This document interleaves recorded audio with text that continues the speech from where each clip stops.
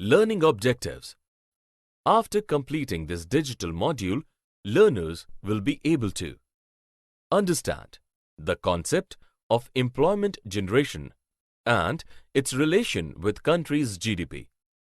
Learn how the worker population ratio is useful to understand the proportion of population that is actively contributing to the production of goods and services of a country.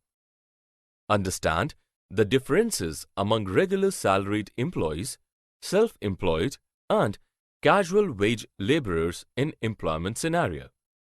Learn the causes why the self-employed and casual wage laborers are generally found more in rural areas than its urban counterpart.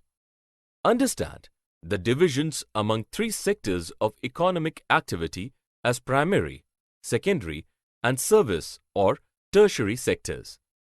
Learn how after 1990s, at the time of economic reform in India, the employment growth started declining and reached the level where India was during the early stages of planning phases.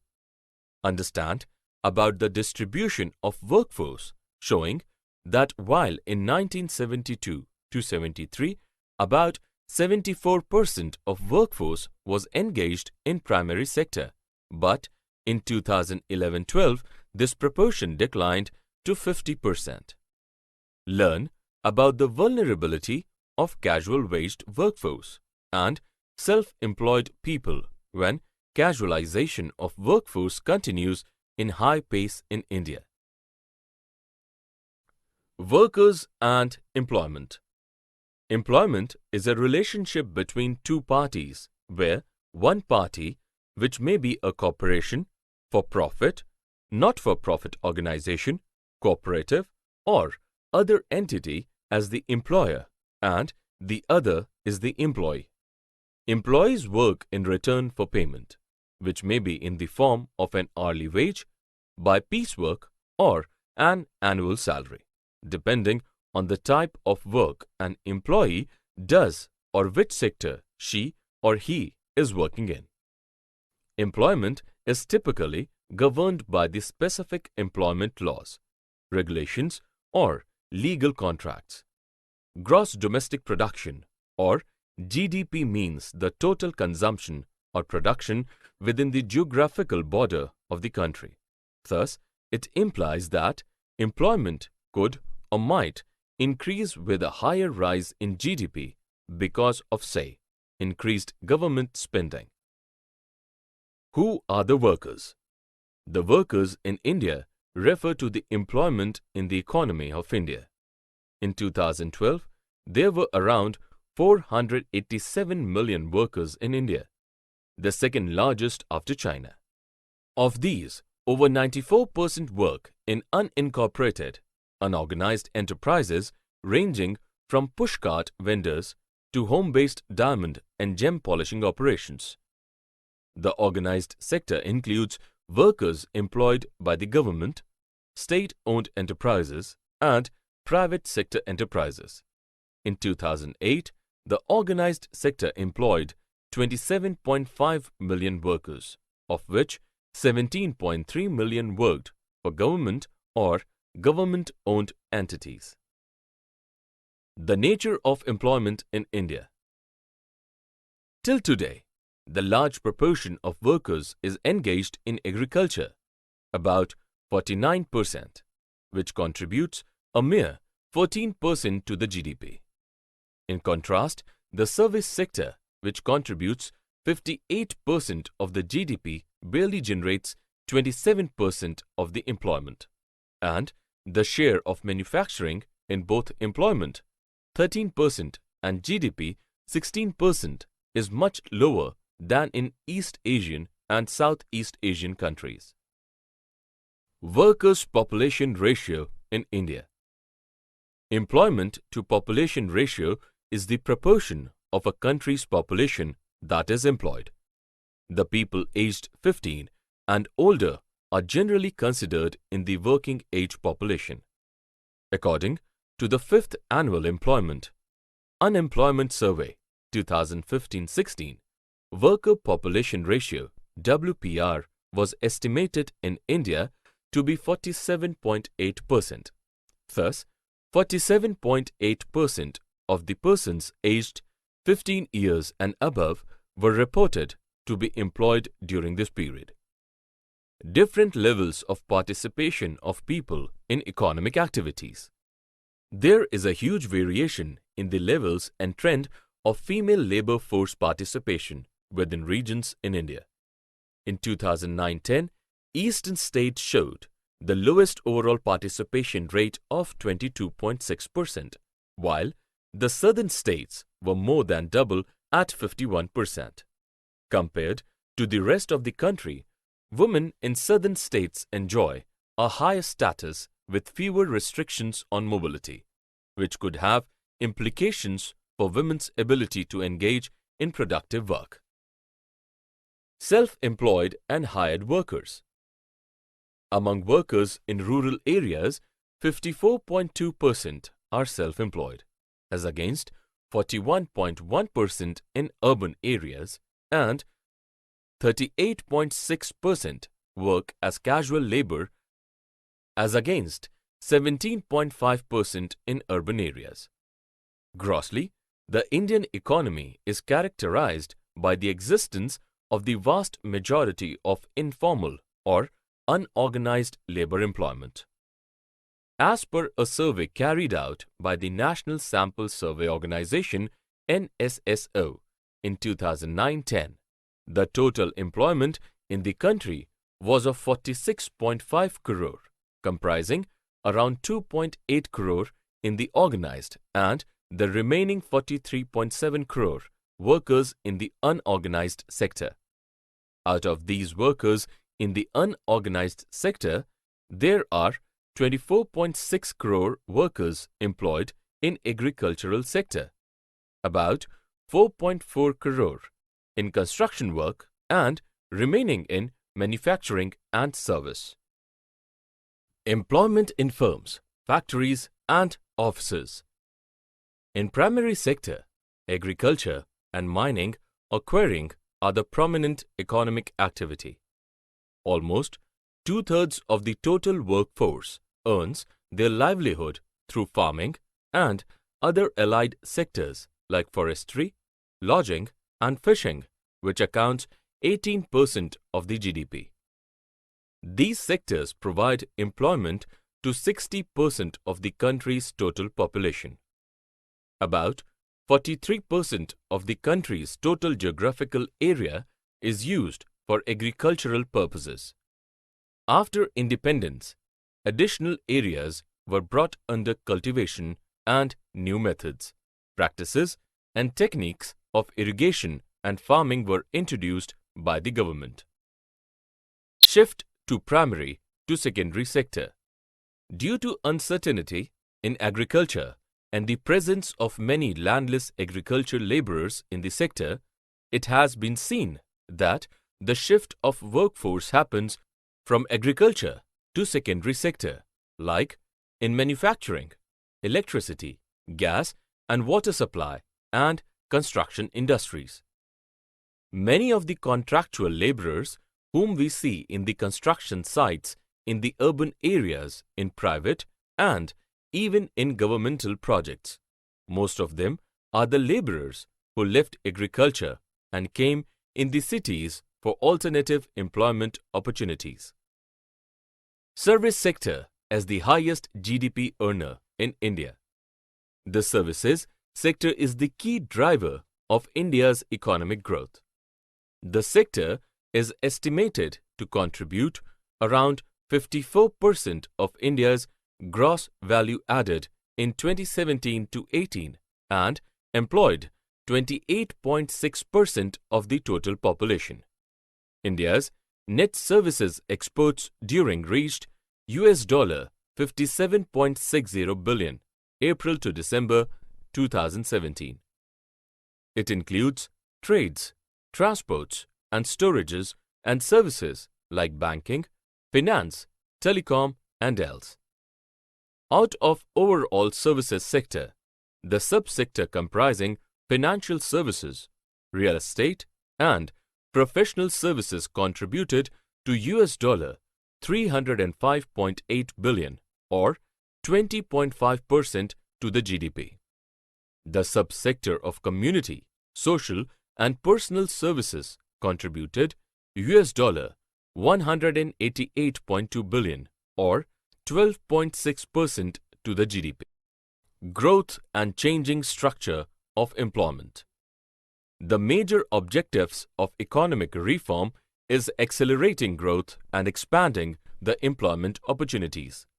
Despite NSSO's recent estimation with respect to its employment and unemployment survey brings out a virtual stagnation in the employment growth indicating jobless growth in the Indian economy. These results have raised a concern over the employment situation among the policymakers, academicians and development activists. Census classifies workers into two categories, that is, main and marginal workers.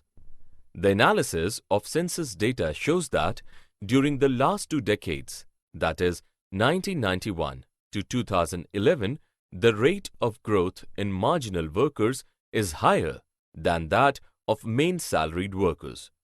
The rate of growth in main workers had decelerated during 1990s when compared with previous decade 1980s, whereas among marginal workers it accelerated during the same period. Trends in employment pattern in India. The important trends as emerged in the workforce participation is that the rates for females are significantly lower than that of males in rural areas, while more than half of all the rural males versus the corresponding percentage for females was between 1/5 and 1/3 by various measures. Secondly, the daily status participation rates were the lowest and the usual status measures of WPR were the highest for any particular year, with the weekly status falling in between. Thus, the self-employment continues to be the sustaining employment provider in large areas of the country.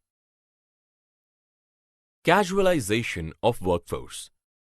Between 2004 and 5 and 2009 to 10, the number of casual workers grew by 21.9 million, while growth in the number of regular workers nearly halved, that is, compared with the period between 1999 to 2000 and 2004 to 2005 to 5.8 million. The number of the self-employed dominated by agricultural workers declined by 25.1 million. Analysts say that this is being caused by the country's archaic labor laws and by the partly exclusive nature of economic growth. Informalization of Indian workforce. In 2012, it was seen that among 30 million formal sectors workers in India, 18 million worked in the public sector. Formal, non-farm payroll from a social security perspective is estimated at about 7.5 crore. The formal, non-farm payroll from a tax definition is estimated at 12.7 crore, according to a recent survey as expressed. These estimates are for formal non-farm payroll, ranging from 31% in case of social security defined formality and 53% in the case of tax-defined formality. Workforce employed in informal sector. Ever since the initiation of the liberalization policies in the early 90s, informalization of jobs has become a matter of concern. Growing competition combined with increased market opportunities and limited resources have led to the emergence of an informal economy. The predominance of the informal sector has led to a situation of the benefits of economic growth being concentrated among few, with a growing proportion of the population living as working poor. But It is the unorganized sector. The share of formal employment marginally increased from 0.3 to 0.4%, and that of informal employment declined marginally from 99.7 to 99.6%. On the whole, the number of formally employed increased from 33.41 million in 2004 to 2005 to 38.56 million in 2011-2012, while informally employed increased from 426.20 million to 435.66 million during this period. Ahmedabad Textile Mills, a case study. Formal becomes informal. About 50,000 textile mill workers in Ahmedabad city were laid off during 1990s. The move to obtain compensation and rehabilitation for these workers floundered on the weakness of the struggle, as number of workers who were available for pressing their claims and taking to some kind of activism dwindled. The motivation of leaders declined and the struggle slowly frittered away. Unemployment. According to NSSO, the unemployment can be defined as the persons who, owing to lack of work, had not worked but had either sought work through employment exchanges, intermediaries, friends or relatives, or by making applications to prospective employers, or had expressed their willingness or availability for work under the prevailing conditions of work and remuneration are considered as seeking or available for work. Persons, on the other hand, who were seeking and or available for work for relatively longer period of the 365 days preceding the date of survey are considered usually seeking and or available for work. How unemployment is measured in India. The National Sample Survey Organization NSSO provides three different estimates of employment and unemployment based on different approaches or references periods used to classify an individual's activity status. These are usual status approach, with a reference period of 365 days preceding the date of survey.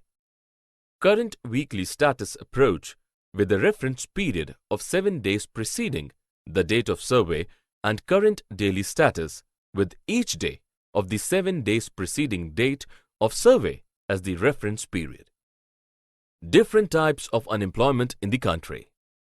Among different types of unemployment, we find disguised unemployment, where part of the labor force is either left without work or is working in a redundant manner, where worker productivity is essentially zero. On the other hand, the seasonal unemployment in agriculture is a normal condition in India. In 1993-94, the gross irrigated area as a percentage of gross cropped area was only 36%.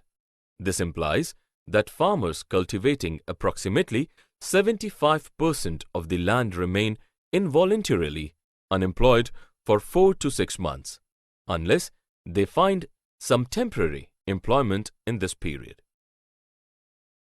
Government and employment generation. Erstwhile, a labor law, which was later renamed as the Mahatma Gandhi National Rural Employment Guarantee Act, (Manrega), which aims to guarantee the right to work for all. It aims to enhance livelihood security in rural areas by providing at least 100 days of wage employment in a financial year to every household whose adult members volunteer to do unskilled manual work. The Act was finally accepted in the Parliament and commenced implementation in 625 districts of India. Based on this pilot experience, NREGA was scoped to cover all the districts of India from 1st April 2008. In its World Development Report 2014, the World Bank termed it a stellar example of rural development. Another aim of Manrega was to create durable assets such as roads, canals, ponds, wells. It was fixed that the Manrega is to be implemented mainly by Gram Panchayats. Labor-intensive tasks like creating infrastructure for water harvesting, drought relief and flood control were also preferred. Direct and indirect employment opportunities. For an example, if an iron and steel company undertaken by the union government increases its productivity, it will require to hire some employees to look after this additional workload, which will be called direct employment under public sector. Due to this increment in productivity, the private organization engaged in dealing with the government-run firm will also recruit people to look after the buying and selling in between public and private organizations. This is indirect employment generation by the government. Other employment generation programs. In order to help in rural employment generation, rural health development works, road building, several other houses development have also been performed by the government to facilitate rural people to get their daily wages. Summary. Let us summarize what we have learnt. During 2011-12, India had about 473 million strong workforce, of which most of them were resident of rural India. During 2011-12, the worker population ratio for men was 54.3 in rural area and 54.6 in urban area.